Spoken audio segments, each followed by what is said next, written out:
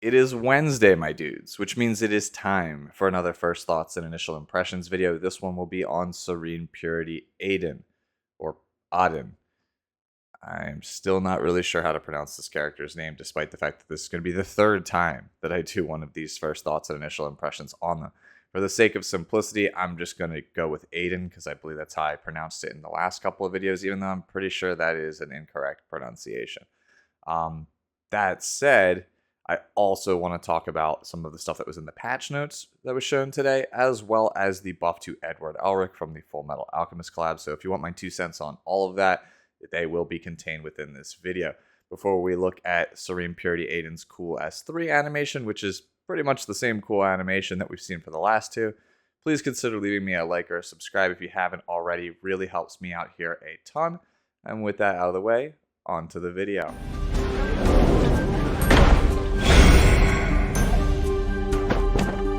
Be prepared. Here's the final strike. Remember, I'll always be on your side. I haven't really done the voice acting trivia for Aiden in any of the previous videos, so I'll just do it here. In the English dub of Epic 7, Aiden is voiced by Rochelle Hager. Hopefully I pronounced her name correctly. You can hear her as the voice of Susie in the English dub of Little Witch Academia, as well as Laika in I've Been Killing Slimes for 300 Years and Maxed Out My Level.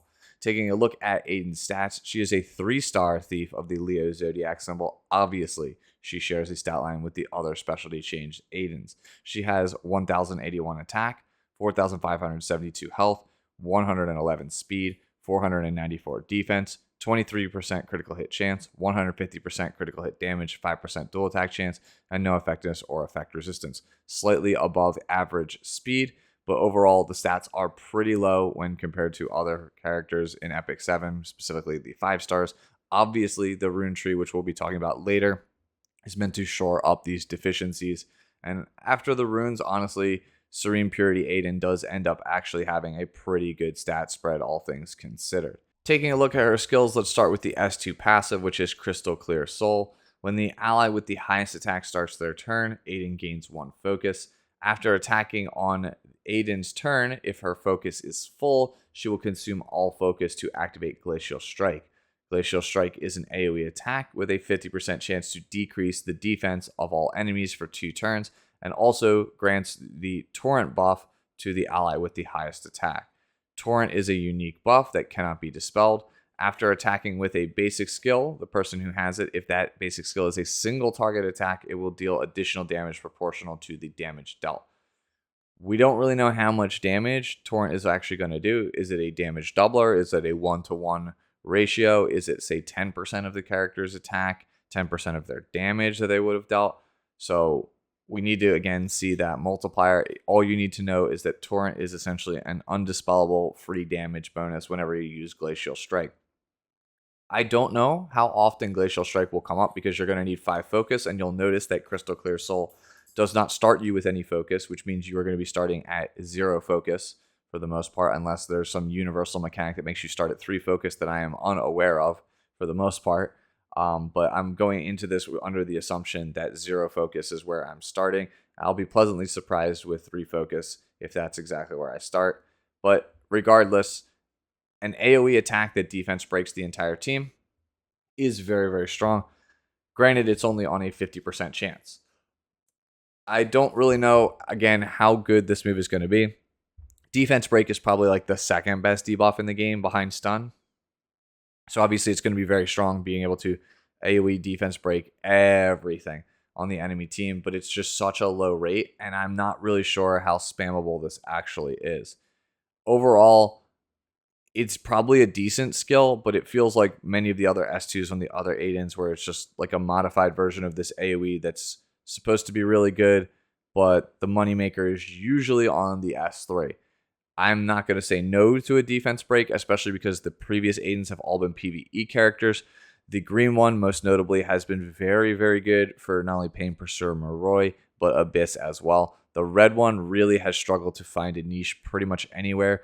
Blooming Snaglich is like the only real place you can play her, and even then she's outclassed by some other characters. So if this is actually like reliable and spammable, then Aiden might actually slot pretty well onto a lot of the other Abyss teams that we've been using in the past, the ones with Raz, with Tamarin, things like that. This might actually be a pretty good support utility character because you're going to be giving damage to whoever your carry is, most likely probably going to be Terran or Guard or Spectre Tenebria, for example. And the AoE defense break is obviously going to set them up as well. So good S2. I don't know how good it actually is. Either the 50% rate of defense breaking is going to hold it back, or how spammable I feel like is going to end up holding it back.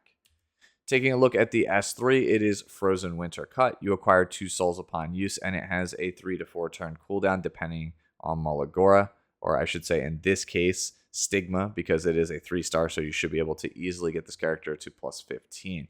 Attacks the enemy repeatedly with a 75 to 100% chance to decrease speed for 2 turns, and increases the speed of all allies for 2 turns. This skill, to me, says that we want to be playing Aiden with skills off on auto. Basically, translation, this character is a Brutal Ferris character because she's blue and has a defense break and provides quite a bit of utility on the S1, and we'll talk about the S1 next, as well as the runes that give it bonus utility. But Frozen Winter Cut feels really, really weak compared to many of the other versions of this move. The other S3 cuts from the green and red versions of Aiden feel significantly stronger than this one. The green one gives you obviously a bunch of damage amps and a defense break, so it's all out aggression. The red one gives you some kind of damage amp for a fire team, but also gives you a slow and a defense break, which is pretty potent. This one is just a decreased speed, as well as give you a speed boost for the entire team. That's not bad, right? Giving speed buff to your entire team is not bad, but just slowing one target for 2 turns is not really it. Notice also Frozen Winter Cut provides no focus on a focus character, which further lends itself to the fact that I think that this is a move that you're not really going to be using unless it's like for Abyss and you just want the buffs. I think for most people, I think you're probably just going to play skills off and just spam the S1 for the reasons that we'll talk about next. The S1 is Ankle Cut. You acquire 1 focus upon use. It attacks the enemy with a sword and has a 30 to 50% chance, depending on skill level, to decrease the defense of the target for 2 turns. At the cost of 10 souls, you can soul burn it to double the effect chance to 100%. Normally, I would rather have Ignore Effect Resistance, but when you consider there's only a 50% defense break and this is probably a PvE character, I would rather have this soul burn on Aiden. That said, also, I would rather have this version of Ankle Cut than any other version of Ankle Cut on the previous 2 Aidens. If you recall, the red one has a built-in slow as well as a 20% combat readiness boost. Pretty strong, in all honesty, but I think this one is still a bit better. And the red one just has a bunch of built-in healing, a la Operator Cigarette's S1. I would rather have a 2-turn defense break because that is such a pivotal debuff, especially in PvE. It's probably the most important debuff in the entire game for PvE, and I really do think that's where you're going to be trying to play Serene Purity Aiden. So, yeah, really, really impressed with this Ankle Cut, especially when we actually take a look at the runes, and we will do so now. But yeah, I do think that this character is a PvE character, maybe Brutal Ferris, maybe your Advents, maybe your Abysses overall with this kit, and you're probably going to be playing her on auto with the skills off, if you are going to actually be using auto at all. Moving on now to her actual runes here. We have the Health rune, which increases her max health by 15%. The Order rune, which increases her starting effectiveness by 20%. And the Fruition rune, which increases her base speed by 5. I think this is probably the best spread out of everyone for all 3 Aidens as well. All of them, I believe, have the bonus health rune, and the others have some combination of, I believe, if I'm recalling correctly, some form of effectiveness, attack, and critical hit chance on the actual character. So that's nice and all, right? They all have the same health, but I would rather have speed than any other one of those substats in the Awakening tree. So having the 116 speed is really good. And remember, this is a rune, which means it counts as an awaken. So that 5 speed is on the base, which means you will get more value out of the speed set as a result. So this character really has 116 base speed, which is pretty good, honestly. That's a pretty good speed score. You can realistically expect this character to go zoom in if you want. So it wouldn't surprise me if there was a lot of auto runs for things like Brutal Ferris, where we had just a really fast Serene Purity Aiden to actually leverage those defense breaks from Ankle Cuts and start accumulating focus a ton in order to get not only the defense breaks out from the S2, but also the torrent buff on the S2 as well. So yeah, the Fruition rune really does help with how I think the character is probably going to end up being played. We also have the Unity rune, which increases the critical hit chance of all allies by 7%. This is very similar to one of the runes that the previous Aidens had. Cool. But for the most part, we usually always are trying to build our characters with the maximum 100% crit chance when we actually build them. At worst, we might have like 97 or 98%. So realistically, you're wasting about half of all of the critical hit chance bonus that you're going to get here. I think the character that probably would benefit from it the most is probably Bellion, because that's like the only one I can think of commonly that is played that doesn't actually have 100% critical hit chance.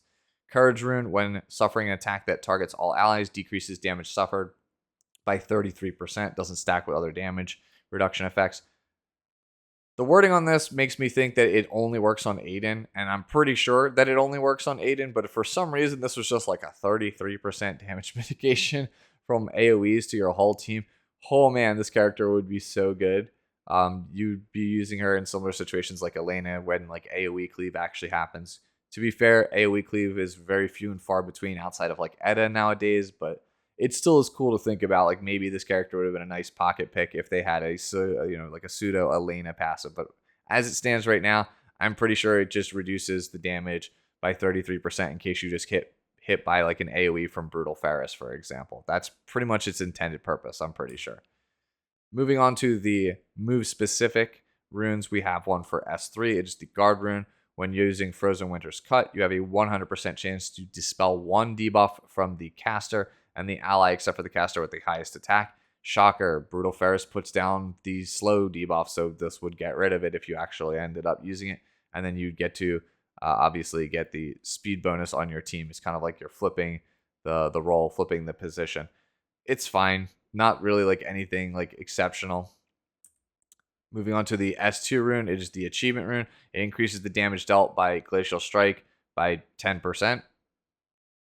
Cool, I guess. I mean, again, I don't know how spammable Glacial Strike actually is, but this feels kind of like a dud rune, like a wasted rune. Like you're going to pick it up because it's free damage, but wouldn't you rather have just made Glacial Strike's multipliers higher and given us a cooler rune, something like less lazy for the most part? The S1 here has the most interesting runes for sure. Thorn rune increases damage dealt by ankle cut by 10%. Every Aiden has this rune, so I'm not even going to like fault them for it. It is a lazy rune, but literally all three Aidens have it, so sure, just complete the cycle. Make sure that the third one has it as well. Speed rune, when using ankle cut, increases the combat readiness of the caster by 10%.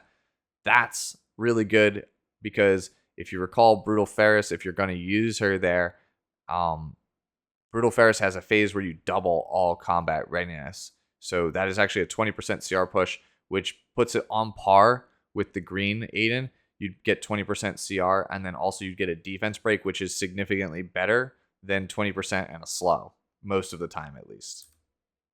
And then we have the last one here, Wealth rune. When using ankle cut, increases the combat readiness of the ally with the highest attack by 5%. So her S1 realistically pushes her up 20% in Brutal Ferris, and then the person on your team with the highest attack by 10%. That's really, really good. This character's kit, again, just screams Brutal Ferris to me with the possibility of Advent usage as well as Abyss usage. I think she is a significantly better version of the character than the red one. The red one just feels so incredibly lackluster. If you want to change to the blue Aiden, that's fine. I myself will probably change to the blue Aiden because I made the mistake of changing to the red Aiden. And at this point, I will do anything to get off of red Aiden because she is nearly useless. If I'm going to switch to anything at all, I might as well switch to the shiny new blue form as opposed to spending, who knows how much AP trying to get back to the green form. Overall, this is a cool character, but I don't think it was necessary because while I do think it is good in Brutal Ferris, I don't know how this replaces Terran or Guard in any way. And I don't even know if she's better than Camilla, who's already a reasonably easy to get 3-star. So for as much praise as I'm heaping onto this character, I don't even know if it really needed to exist at the end of the day. If I have any other thoughts that I want to say here, it's just that Aiden as a character, at least to me, from a narrative and gameplay standpoint, just feels like a mess. I don't really know lore wise why she needed to replace Raj. She doesn't really feel like she fits in her own story most of the time. And as far as the gameplay is concerned, if you were going to just sandbag, all three Aiden forms as hard as you are and just kind of make them like expo characters that aren't even the best at their respective expos, just to drag it out until we got to the light form, um, that just feels cold because a lot of development time could have been used to give us like actually, other unique characters that we've been wanting or needing, or just, something interesting, new and unique. This just feels a little lazy. I know I'm like kind of getting off topic here and rambly, but it does feel a little bit lazy the way they have handled Aiden. I think overall the idea was cool when it was proposed at the end of episode 3 to have a new heroine that could form change, but I think now seeing 75% to completion, I think that they have, for the most part, kind of botched Aiden as a character. I feel like if the light one is really strong, which it probably will be, it has unique animations from what we've seen in the preview trailers, then sure, we'll all just be going to light Aiden anyway, which again raises the point, like if Raz can just go right to adventure Raz and be like really strong, what was the point of making Aiden go through all of these hoops and causing frustration with the AP situation, switching between forms with the player base? Like there was no real point for that. Blue one again feels like it could be replaced by either Camilla or Terran or Guard most of the time. The red one is pretty much eclipsed by almost a ton of free-to-play characters, including Red Mercedes. And then as cool as the green one is for Challenge Abyss and Pain Pursuer Moroi, it's not like there weren't other alternatives at the RGB 5-star level or some of the ML 4 stars in the game. With that all said and my whole piece done here, let's talk about what else is in this patch. So I want to talk about the 3 new exclusive equipments as well as the changes to Edward Elric with the remaining time in the video. Yes, I think that the Grace of Growth update is amazing, especially for new players, but I don't really want to spend a whole heck of a lot of time on it. It will drag the video out to be very, very long for the most part. You can read the patch notes if you are so inclined. I do, again, think Grace of Growth is very good. I think the UI changes are also really good, especially the changes to how we look at skill trees, as well as how we actually now have a reforge button, which will save us a whole heck of a lot of the time. So these 3 exclusive equipments that I want to focus on here are for Furious, Command Model Leica, and Roaming Warrior Leah.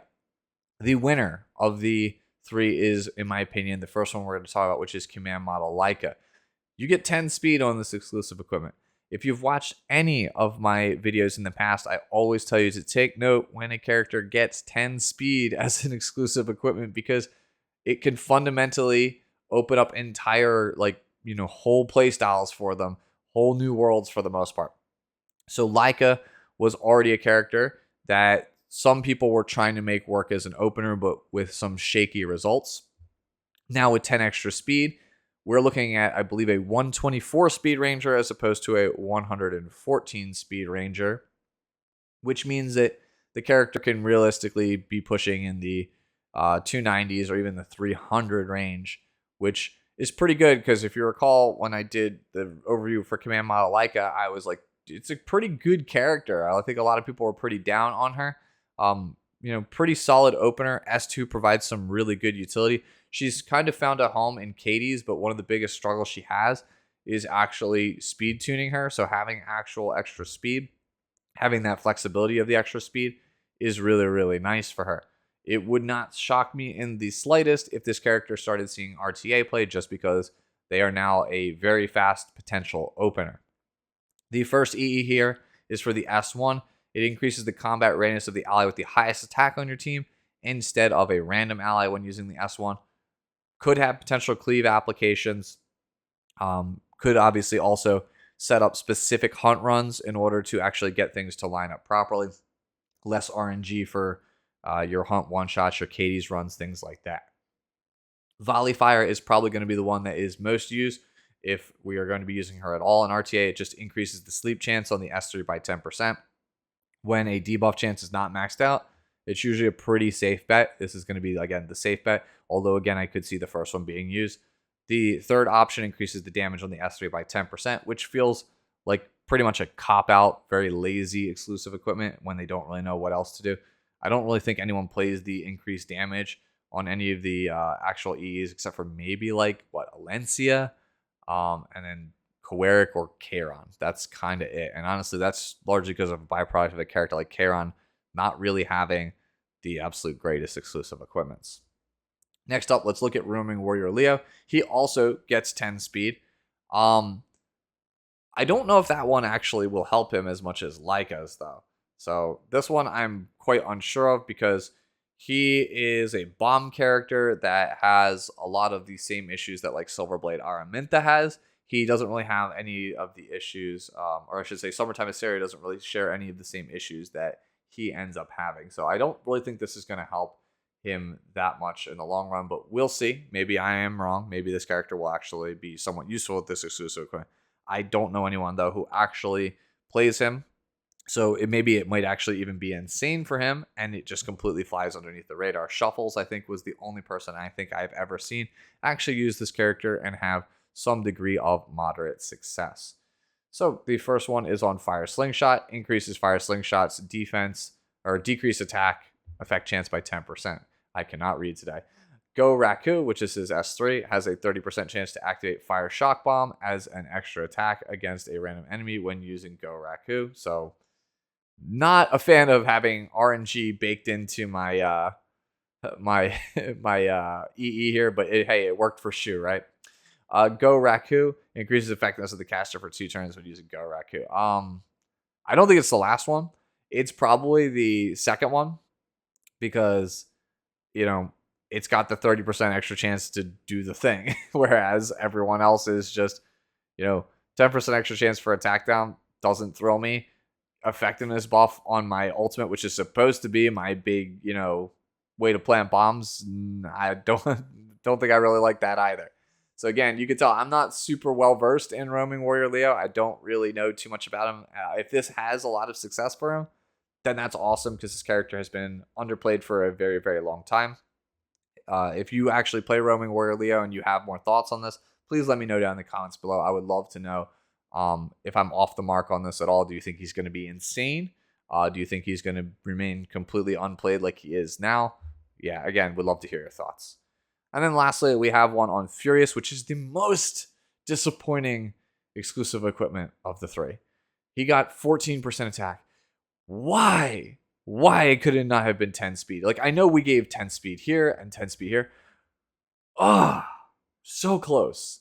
Furious, if Furious had 10 speed as an EE, he would be so much easier to make a Katie's one-shot around. Because right now, there is a really easy to acquire all the pieces for Katie's one-shot team, but the stat requirements are too demanding. And the biggest demand, the biggest ask is a blazing fast Furious. So anything that could have helped there would have been absolutely massive. And instead they gave him 14% attack, which honestly, I don't even know how that helps him because I don't even think that helps people who use him in Wyvern.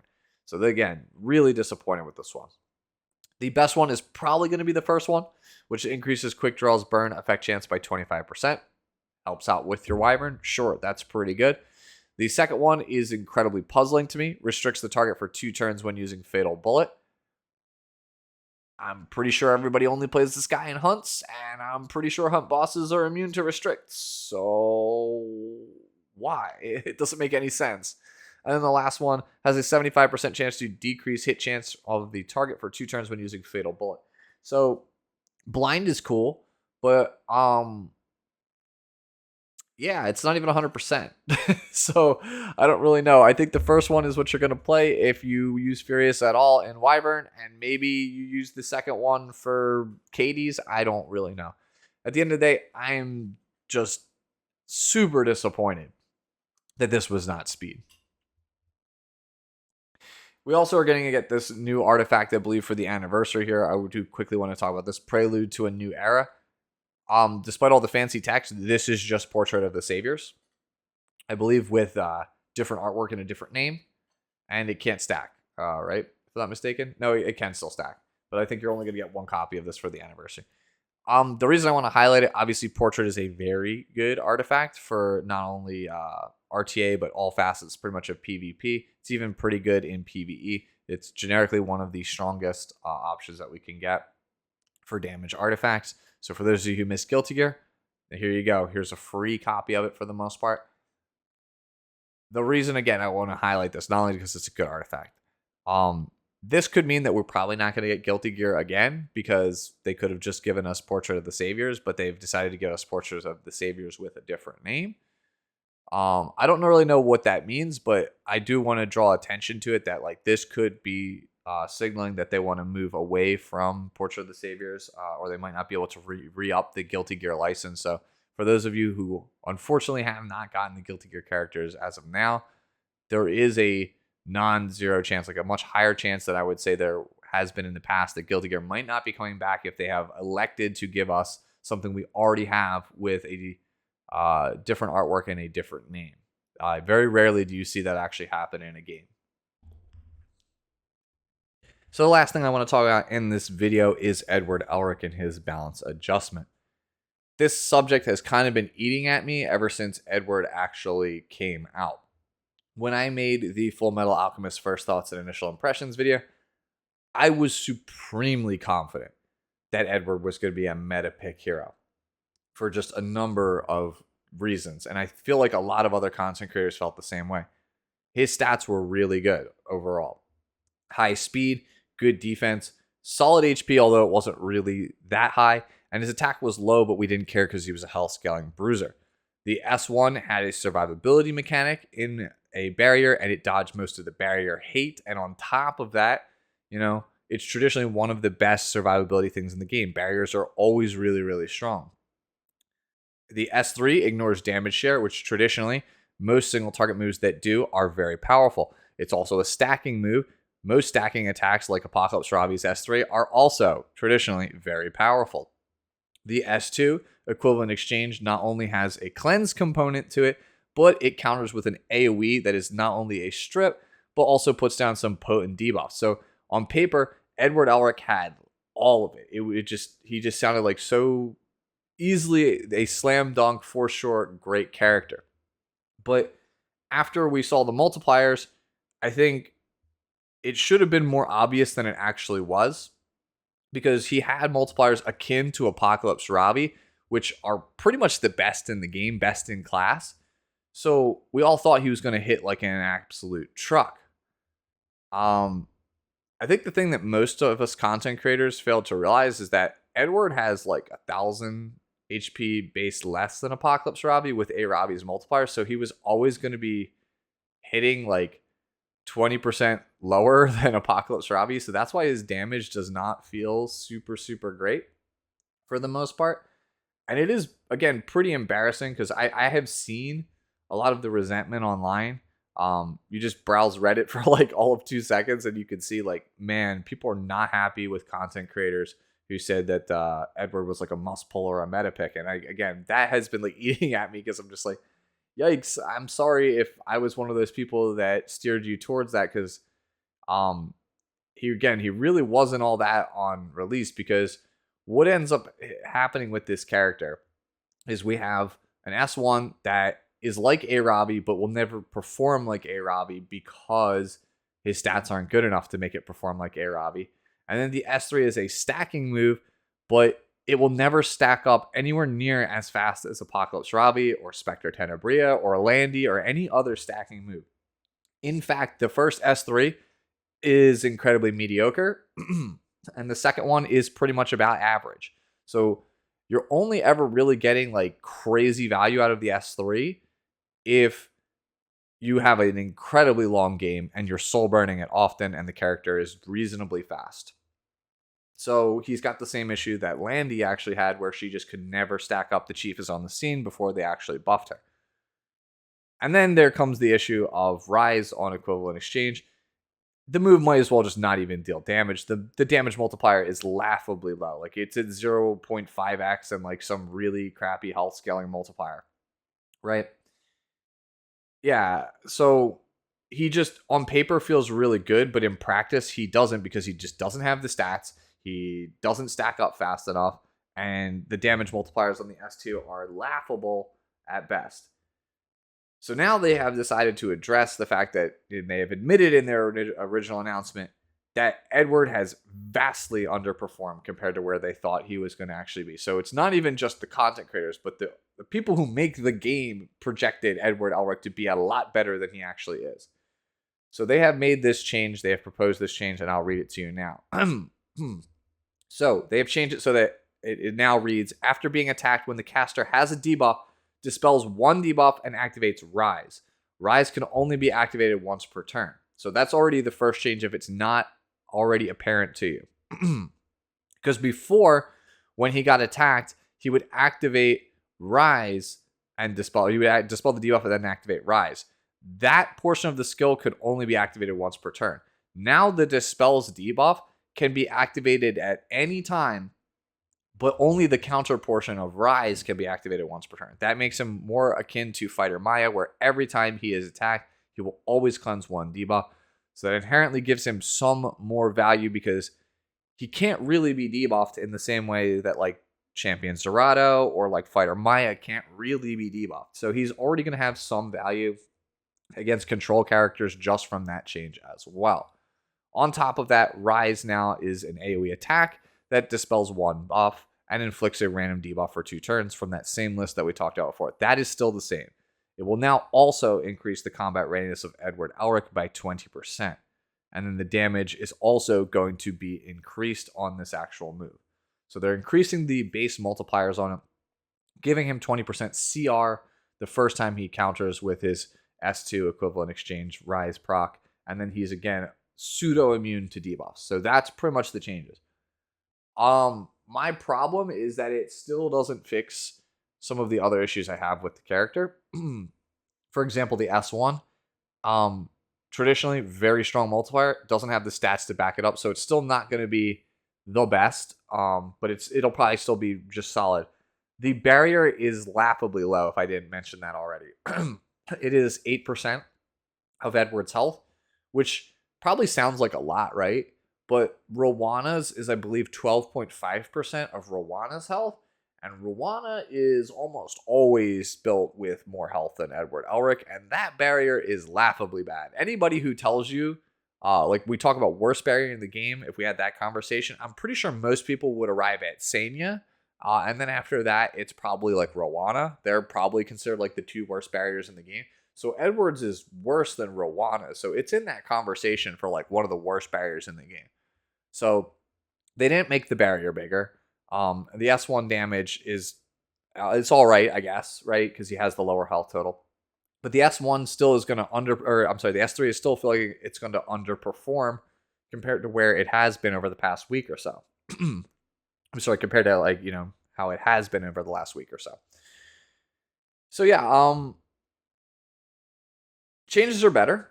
It's definitely a lot better, but I still think that having seen him played and talking to people who have played him, because mine is still not actually ready to go yet, I don't really feel like this changes a whole heck of a lot. The damage multiplier on Rise has to be high. Like, it has to be really high. Like, how Rimuru's Analyze and Assess has like an absurdly high 1.6 multiplier or whatever, which is nuts for a counter. I feel like Rise needs to be like really high now. Like if this is the fix that's supposed to save this character while having that very middling barrier and that slow stacking S3, Rise needs to literally be like a 1.2x or something absurd. Like it needs to hit like not only double what it had, but like 2.5 times the damage that it was doing in order for me to feel really good about this. Because otherwise he's just a very average bruiser that can't really be debuffed. So we'll see. This was largely just me wanting to talk and vent about how frustrated I have been that I kind of called this one wrong. But to be fair, I feel like everyone called this one wrong except my like one guildmate who just loves to scream it from the mountaintops that he said that this character would be trash, and they ended up being trash. And it's disappointing. I know I'm rambling, but it's disappointing because Edward Elric is a very beloved character from one of the again, the greatest anime ever made, if not the greatest one. So to see him not be this good, especially since I've seen him in other gacha games and he is insane in those games, for him to be so middle of the road in Epic 7 is like incredibly disappointing. I'm not asking for broken, but I was really hoping that the Full Metal Alchemist would actually be one of the stronger players in the game. And I just, even with this change, I don't think he's going to be, but I would love to be proven wrong because I would love for them to just be like, you know what, Rise has got the most insane multiplier ever. So that's going to be my thoughts on everything on the video. Hopefully you enjoyed it. As always, if I missed anything, let me know down in the comments below. Enjoy the rest of your day, the rest of your week, and I'll catch you all in the next one now. Bye-bye.